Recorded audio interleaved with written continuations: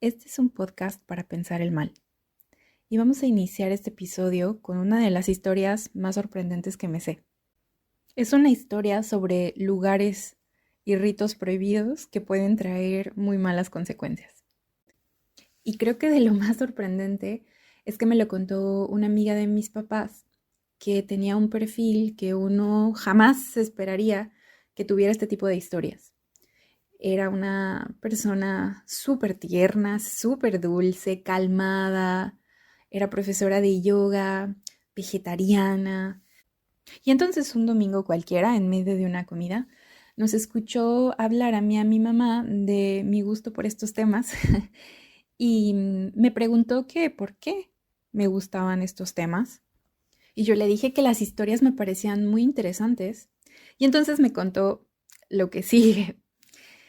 Resulta que ella conocía a un doctor que practicaba medicina alópata, o sea, nada holístico ni homeopático ni ninguna de estas cosas, pero que además de practicar la medicina, estaba como que en un grupo de personas que tenían intereses por lo místico, por todo este conocimiento esotérico que se suele llamar oculto, y tenían reuniones cada cierto tiempo. Total que ella lo dejó de ver un tiempo, pongámosle un año, y de pronto, de la nada, le informaron que otra vez estaba en su oficina. Y como era su médico de cabecera que la había atendido muchísimos años, pues decidió verlo también en parte para saber qué había pasado, por qué se había desaparecido.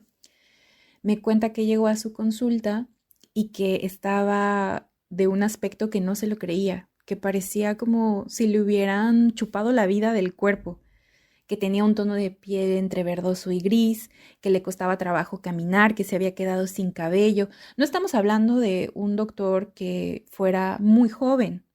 Pongamos que tuviera ya unos 50, 60 años, pero la manera en la que ella me lo describe era como si estuviera viendo un anciano de 90. Decía que le costaba trabajo incluso el hablar y que su voz parecía como a punto de extinguirse. Claramente le preguntó qué le había pasado y el doctor le contó que había hecho algo que lo había puesto muy mal y le había costado casi la vida, literalmente, recuperarse. Le contó que él y su grupo habían ido a una gruta en el Cerro de Moctezuma, que es un área verde y arqueológica, de esto me acabo de enterar, que está en Naucalpan.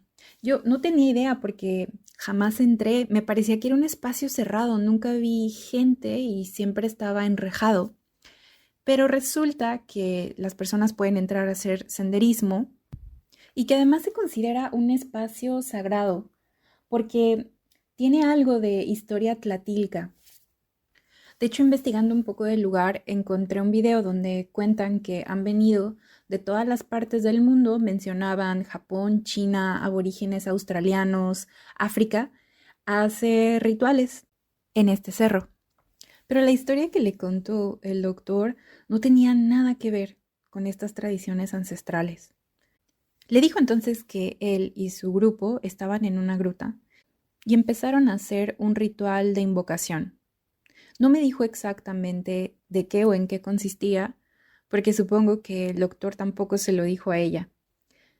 Pero lo que le contó es que el ritual funcionó y que nadie se lo esperaba, pero que de pronto, en una esquina de la gruta, se encendió una pequeña luz y ante ellos se apareció un macho cabrío negro gigante, parado o más bien sentado en dos patas y erguido del resto del cuerpo.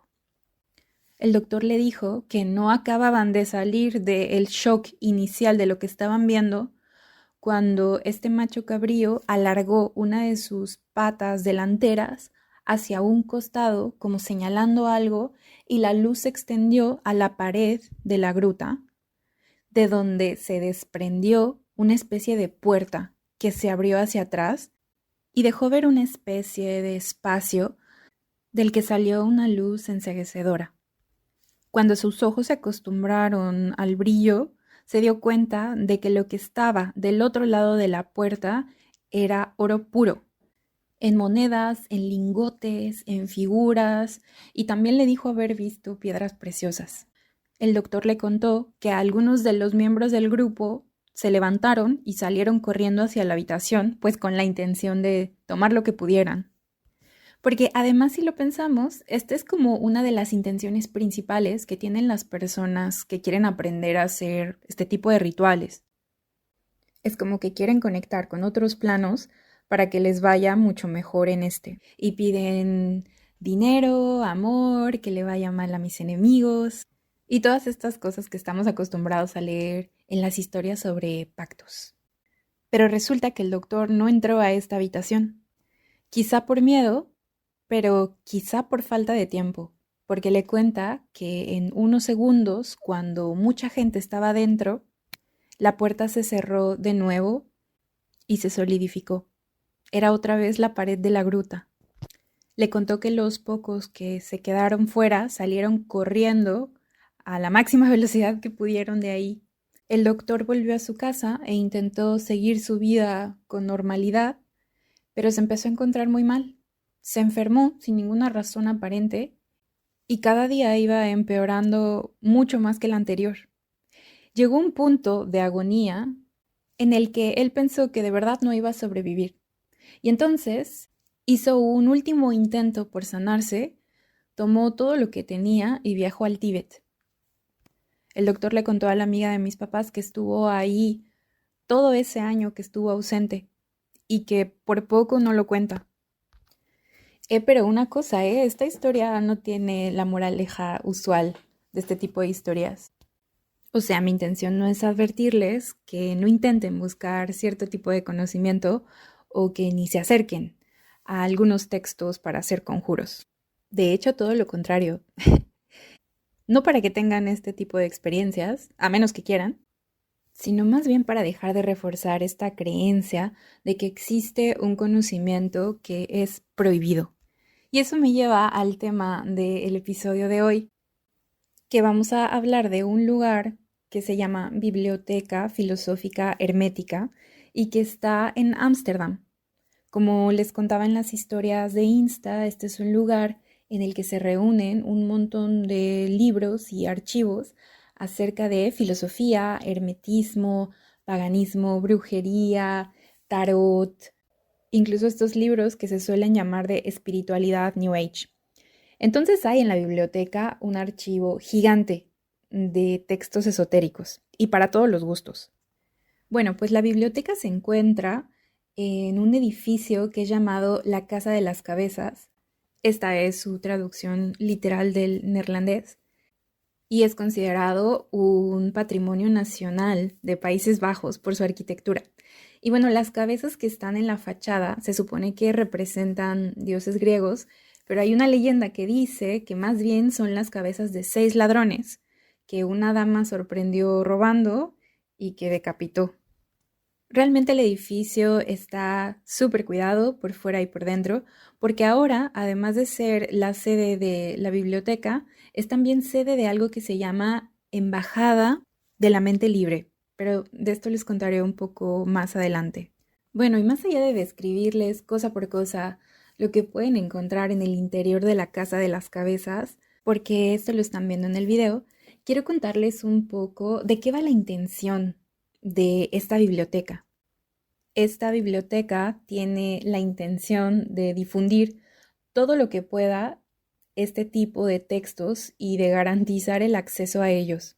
De hecho, una de sus tareas más grandes en las que están trabajando ahorita es en digitalizar todos los libros que tienen y subirlos a un catálogo online para que cualquier persona pueda leerlos. Entonces, en las salas que uno va recorriendo, se va a encontrar con videos informativos, cuadernos que te explican un poco el objetivo de la biblioteca, el objetivo de la asociación y cuáles son y en qué consisten las principales tradiciones esotéricas que están ahí. ¿Qué es el hermetismo, por ejemplo? Su objetivo principal es hacer accesible este tipo de información a cualquiera que esté interesado. Por ejemplo, en la sala que tiene un grial en el centro, hay en una mesa un montón de libros de literatura y de estudios que se hayan dedicado al tema del grial. Es como si dijeran, este es el tema que te interesa, aquí hay información acerca de este tema, desde la perspectiva que tú quieras. La académica, la literaria, la brujeril. Entonces, en todas las salas va a haber un montón de información. En una de ellas incluso hay un video de 1 hora donde explican toda la historia del edificio, de la biblioteca y de los principales temas que cubren sus libros. Cualquiera que entre ahí con algún interés puede encontrar información útil, sin duda. Está también la parte estética, porque está, como les decía, muy cuidado por fuera y por dentro, entonces es un edificio lindo a la vista y la manera en la que hay algunas ilustraciones exhibidas, pues hace que sea muy atractivo a la vista todo lo que uno ve. En el segundo piso hay además el espacio reservado para los libros. Bueno, hay 2 espacios reservados para los libros. Está el de libros raros, al que uno sí puede acceder, pero acompañado, o sea, con cita previa, porque pensamos que en muchos casos son primeras ediciones o libros que tienen siglos guardados, pero sí que se puede acceder. Y está el otro espacio donde hay estantes con libros de todos los temas esotéricos que uno puede consultar libremente. Hay una mesa en medio, uno puede tomar los libros que quiera y consultarlos pues hasta que cierre la biblioteca realmente. Y después de esto tiene un jardín en el que se esmeran por tener alguna planta con flores todas las estaciones del año y al fondo del cual hay una pequeña construcción en donde tienen exposiciones temporales también relacionadas a estos temas. A mí me tocó ver pinturas de una artista local y algunos libros vintage esotéricos. Pero una de las cosas que hacen más especiales a esta casa y a esta biblioteca es que en un punto en su historia fue refugio de personas a las que perseguían por sus ideas y por sus creencias religiosas. Es como que el espíritu de esta biblioteca es un no a la censura y no al condenar a las personas por sus creencias. Y es que si lo pensamos, este tipo de literatura, este tipo de textos, de información, suele censurarse al menos en 2 sentidos. O se desecha porque se piensa que es pura superstición, que no tiene ninguna base creíble, o se nos advierte que mejor no hay que andar husmeando por esos rincones. Total que de una o de otra manera se ha contribuido a que estos temas acerca del mal, acerca de la magia, acerca de tradiciones que están por fuera del canon, se conviertan en temas tabús, que nos dé miedo investigar, que nos dé miedo incluso preguntar. Y yo creo que una de las condiciones básicas para que podamos reflexionar acerca del mal, pues es sentir que este es un terreno que podemos pisar. Precisamente hurgando en los rincones de la biblioteca me encontré un grimorio que se llama Touch Me Not y que como todo buen grimorio daba las instrucciones para convocar entidades y pedir tratos. Mencionaba jerarquías de demonios infernales, pero también arcángeles. Pero una de las cosas más curiosas de este grimorio, además de las ilustraciones que son bellísimas y que les haré un post en Instagram de algunas de ellas, es que al final venía con una advertencia que dice: hay algunas cosas que deben estar escondidas de la mayor parte de la humanidad por un velo.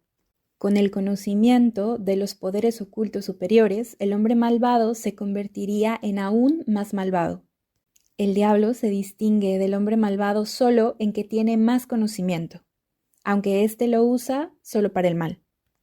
Y creo que estas ideas funcionan como un dispositivo de seguridad, como que evitan que estos terrenos sean muy transitados y refuerzan este viejo dicho que dice que el conocimiento es poder y el poder corrompe. Por eso, la mayoría de historias que se parecen a las que les conté al principio siempre tienen esta advertencia final, como el nombre del grimorio: Touch me not, no me toques. Y por eso creo que el propósito de la biblioteca de hacer accesibles sus textos a todas las personas, a quien sea que esté interesado en estos temas, es un gran paso para dejar de satanizar este tipo de información, esta forma de conocimiento. Es como un gran paso en camino de la soberanía, de la autonomía, al menos intelectual.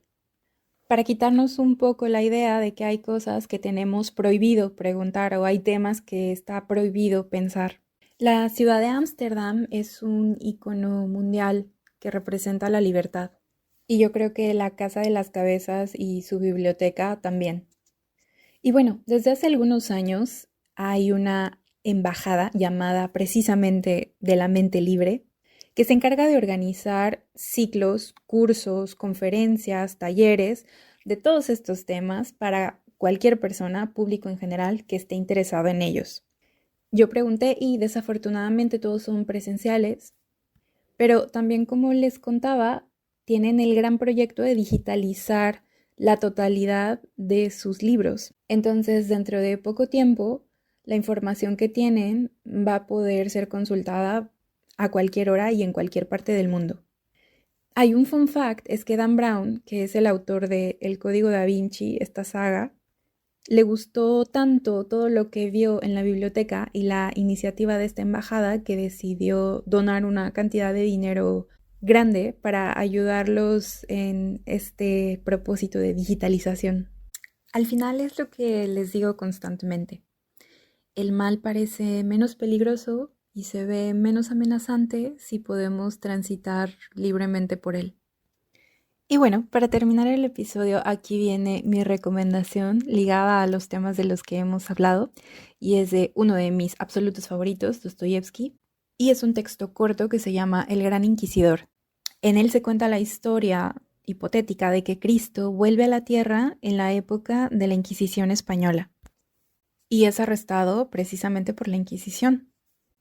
Hay un cardenal que sabe que es él, pero que le reprocha haber regresado y le dice que los hombres no saben lidiar con su libertad. Si lo leen seguro les va a gustar.